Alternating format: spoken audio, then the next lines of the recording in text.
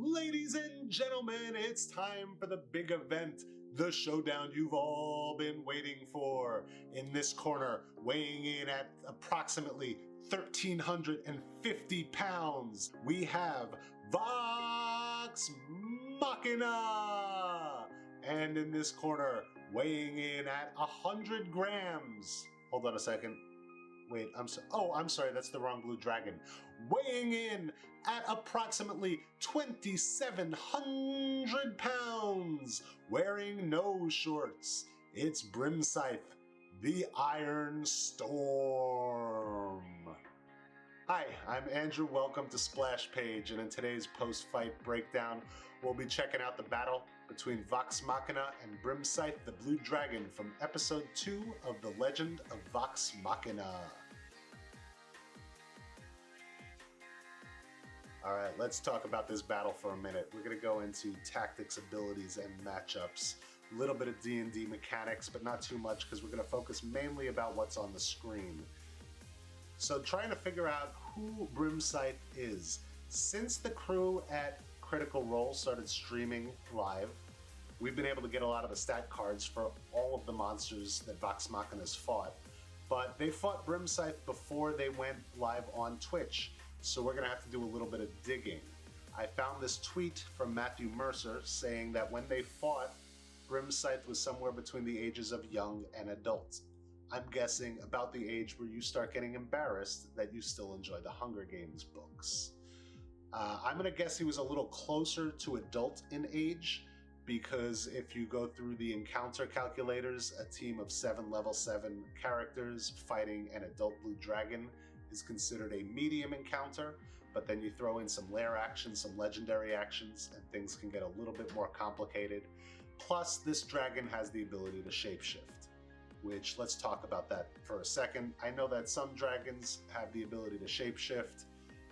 Some dragons have the ability to cast Alter Self. I find it hard to believe. I can take a lot from fantasy, but trying to imagine a 2,700 pound creature masquerading as a middle-aged human man, I mean, come on, that's a little far-fetched, right? But that's what happened, and that's what we have here. And so let's figure out how a blue dragon attacks his enemies. Now, as you might have guessed, the dragon has 3 melee attacks: bite, claw, and tail. And they also have a wing attack, whipping up a gust of wind so strong it can knock you into a wall or off that perch that you're so desperately trying to cling to. And of course, the most feared weapon in a dragon's entire arsenal, its awful dental hygiene, giving it abominable morning breath. I mean, to be fair, it's going to be hard for a dragon to hold a toothbrush in those claws. Also, lightning comes out of its face. Once a dragon reaches adult age, it gains an ability called Frightful Presence, forcing the combatants fighting it to save against becoming frightened while the dragon's in their line of sight, giving them disadvantage on ability checks and attack rolls. Dragons are no joke. Now, we've all read the books, seen the movies, played the video games, and sometimes dragons can be defeated, though it's never easy. And whether it's the most bold, heroic, and pure of heart, proving that only the truest of intentions can defeat the evil dragon, or whether it's a team of misfit assholes who happen to get lucky with a good plan and have a handful of fists they can use to smash in a dragon's skull, occasionally a dragon is slain. So, how did Vox Machina do it? Well, let's hop off the airship and check out the first encounter between Vox Machina and Brimscythe the Blue Dragon. The team finds itself hiking through the shale steppes, tracking a monster that's been rampaging through the countryside without really knowing what they're looking for, despite having gotten numerous clues. A couple of local children told Vax that the creature was huge and it flies and there were thunderstorms nearby. And this should have been enough information for Vex to figure out that they're facing a blue dragon, or at least a dragon in general. This might just come down to poor communication skills amongst Vox Machina, assuming Vax didn't tell Vex what he's learned in the village. If he had, she'd probably have figured it out, seeing as she's so fond of telling the rest of the team that she's studied dragons. They're her favored enemy. Can we talk for a second about Dungeons & Dragons' favored enemy status, which is very weird to me that someone would choose an enemy to be their favorite enemy to fight. Honestly, if I was on a monster fighting mercenary team, my favorite enemy would be the easiest one to kill, not a dragon. But I'm not on a mercenary monster fighting team. Vox Machina is, so Vex really likes fighting blue dragons, I guess. Up in the shell steps, they run into the dragon, almost by accident. Somehow this gigantic creature was able to hide behind a bush. There's not much to discuss in this fight in the way of tactics. The team is ambushed by a dragon. The dragon goes on the offensive, attacking first up close and then with its bite, and then from afar with his lightning breath. Percy decides maybe it's time to run, but Grog overrides Percy's decision and runs headfirst into battle, because that's what barbarians do. Interestingly, no one in this team really has final say over the team's tactical planning. If a better idea comes along, the rest of the team will usually follow. And in this situation, Grog made the tactical decision, and the rest of the team has to follow unless they want to lose Grog. Whatever else Vox Machina does, they tend to stick together. The team throws some ineffective shots at Brimscythe, but mostly runs in fear. And yeah, that would be my tactic too. We get to see Vexalia shoot a couple of arrows tipped in an orange golden magic. I believe this to be her Hunter's Mark, an ability that adds damage to her attack, combined with a feature of her blazing bowstring, which gives her arrows fire damage, and we have seen her arrows explode on contact, so it's probably that. Surprisingly, in the show, she remembers to use these features every time she attacks. If I remember from the game, she rarely remembered. Percy takes a couple of shots at Brimscythe with his pepper box, doing little to no damage on the thick, scaly skin. Even his guns are no match for the primal power of a blue dragon. And Keyleth calls upon the power of the heavens, using her Call Lightning spell to attack the dragon with lightning. The dragon, who has been obliterating her team with his lightning breath. She hits him with lightning. Okay, it's not the brightest idea, but Keyleth is young and naive, and she's scared out of her mind. She wasn't thinking about tactics, she just hit the creature with the strongest spell she knows. She might be the most powerful person in this group at this moment in time, but she still has a lot to learn about her powers. She redeems herself with some quick thinking and her use of plant growth to save the team from falling rock. Speaking of protecting the team, we get to see Pike's use of Shield of Faith, or one of her other cleric abilities, to protect Vox Machina from the dragon's final breath. After the fight, the party generally agrees that they're done fighting this dragon. It's way too much for them. Only 2 out of the 7 really want to continue on. Percy, out of a feeling of duty to the council, because they promised to kill this dragon, and Pike, out of a desire to do good just for goodness' sake. The rest of the team couldn't care less about duty or honor. They just don't want to die fighting a fucking dragon. It's not until the team has seen the destruction Brimscythe has done to the rest of the village that they kind of have a change of heart. Now they see the destruction not as a theoretical evil that someone is willing to pay to stop them, but on a personal level. The dragons destroyed people they've met, people they've talked to, people that have helped them track the beast. They may have differing reasons for continuing their quest to slay the dragon, whether it's regret or revenge, duty or honor, a higher good, or in the case of Scanlan, probably just wanting to become a legend, or to use this story to get laid. But whatever their reasoning, Vox Machina has now decided they're going to kill this dragon. and they're gonna do it as a team. This time, they prepare. Kinda. Well, not really. Vax goes to see Gilmore, the local magic merchant, and gets very scant information. He learns that blue dragons tend to have tremendous vanity, something Vexalia would have already known, having studied dragons her whole life, and he gets some mumbo-jumbo about defeating blue dragons in the gorge where the Twin Rivers meet, which both Vax and Gilmore toss off as flippant poetic nonsense. This is the entirety of their preparations. They didn't even plan to fight the dragon when they did, instead finding themselves accidentally teleporting to the dragon's lair through a painting in the wall while trying to track down where General Krieg went. Up to that point, they were still on the wrong trail. The team still thought Fince was their enemy, right up to the moment a sword emerges through Fince's chest and Krieg admits that he's the villain. Sometimes a team is so far off base that the villain literally has to show up and tell them, hey, I'm the bad guy, I'm the one you were looking for.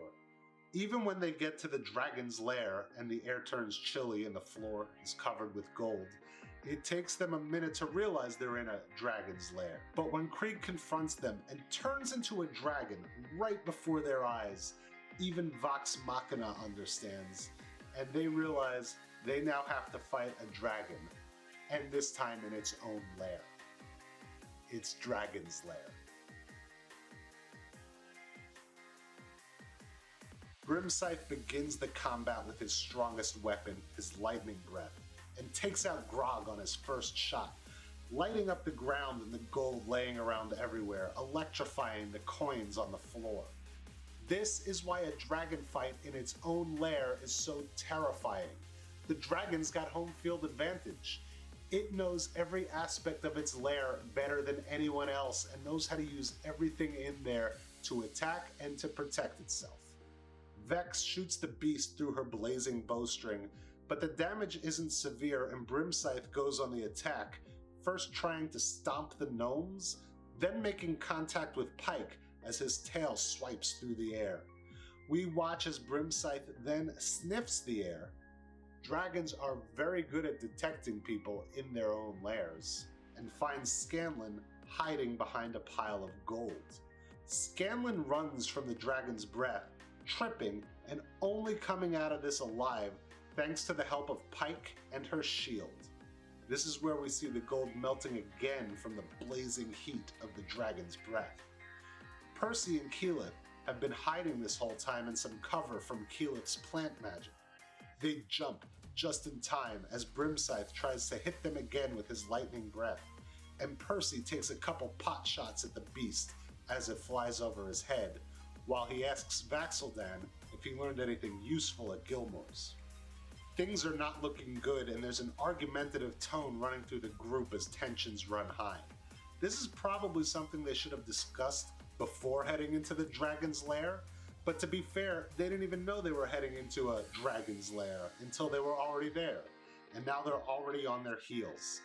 Vax didn't get any information that Vex didn't already know. Grog takes another whack at the monster but misses, because it's too nimble for him, flying fast away. Barbarians can be deadly, but only when they're within punching range of the thing they're trying to hit. It doesn't matter how hard you can hit if your enemy is 50 feet above you in the air. It's only then that Vax realizes that not all the information he gleaned from Gilmore was superfluous. That poetic nonsense he read, what was that? The worm shall only find defeat in the gorge where the Twin Rivers meet. That wasn't just fancy drivel, that was a metaphor. The base of the dragon's neck, where his lightning forms in his throat, it looks just like Twin Rivers meeting. This is just one more reason, by the way, why poets should never be left in charge of anything regarding life or death. That guy that wrote that book could have easily written, hey, if you want to kill a dragon, slice it in its throat where the two lightning beams come together. They kind of look like a V, or if V's don't exist in your language, they kind of look like Twin Rivers meeting. Yeah, I know the first way is prettier and more poetic, but it's thoroughly less useful. This is the same reason I'd want my EMT to train at a medical school and not under a poet, no matter how much I enjoy Tennyson. So boldly they rode in well into the jaws of death, into the mouth of hell.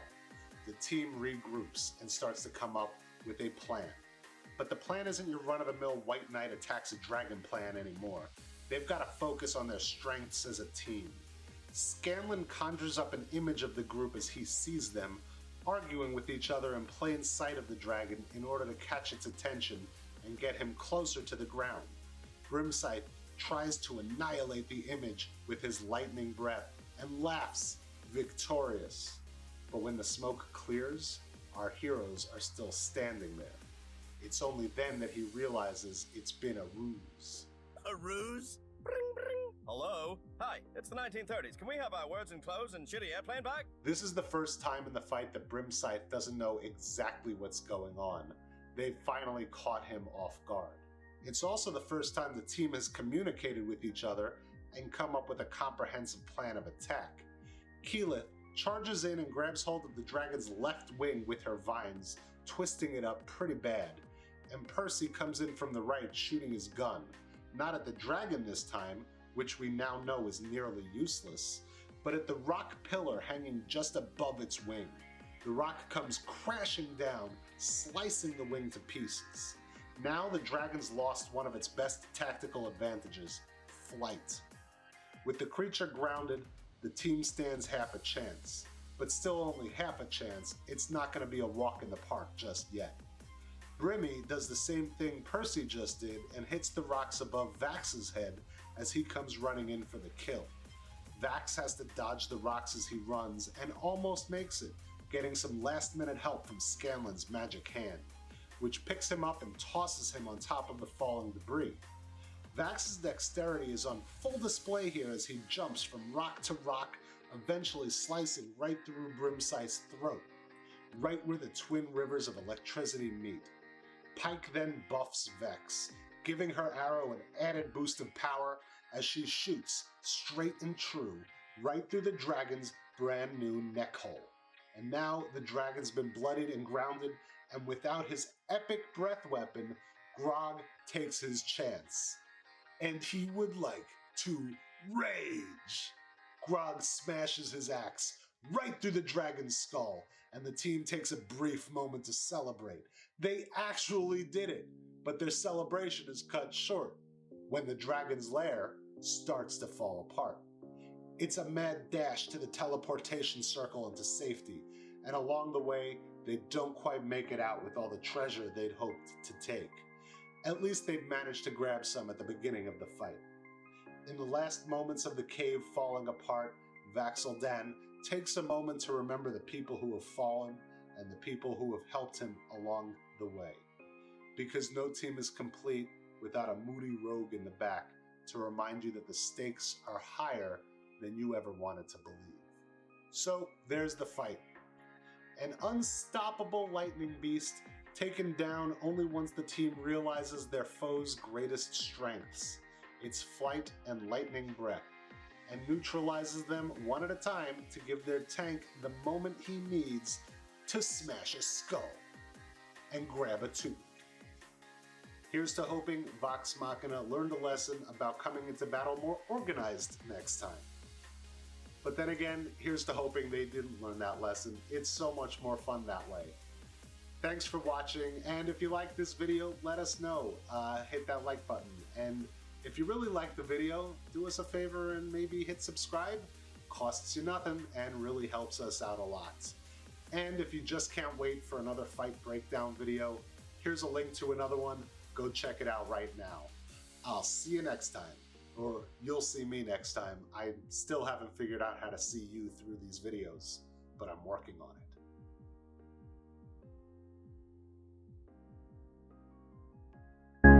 Blah blah blah.